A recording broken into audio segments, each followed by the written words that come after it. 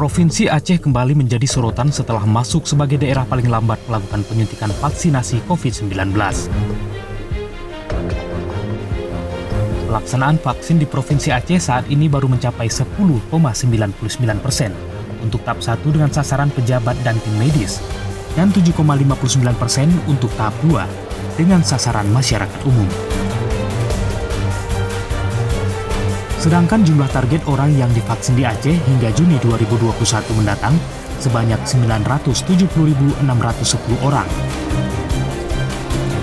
Dan yang menerima suntikan vaksin di tahap kedua ini baru 74.743 orang atau 7,70%.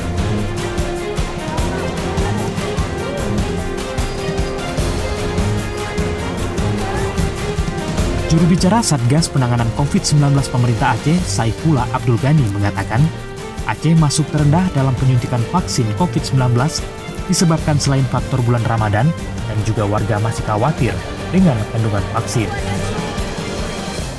Tahap pertama itu tenaga kesehatan yang dimulai di tingkat nasional pada tanggal 13 Januari 2021, kemudian di Aceh kita mulai 15 Januari.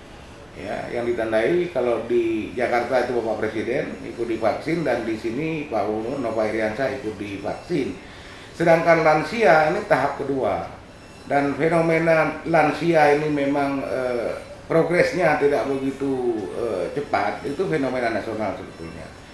Nah di Aceh progres lansia sampai sekarang ini kalau kita lihat dari targetnya itu 435.651 orang yang sudah divaksin dosis pertama sudah 3.000 lebih atau sekitar 0,8%, sedangkan yang sudah dosis kedua masih sekitar 2.000 lebih dan ini masih rendah.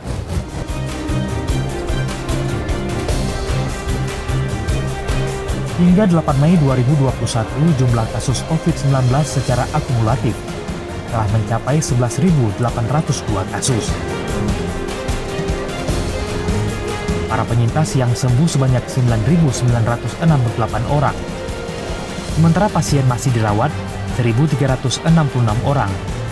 Dan penderita yang meninggal dunia mencapai 468 orang.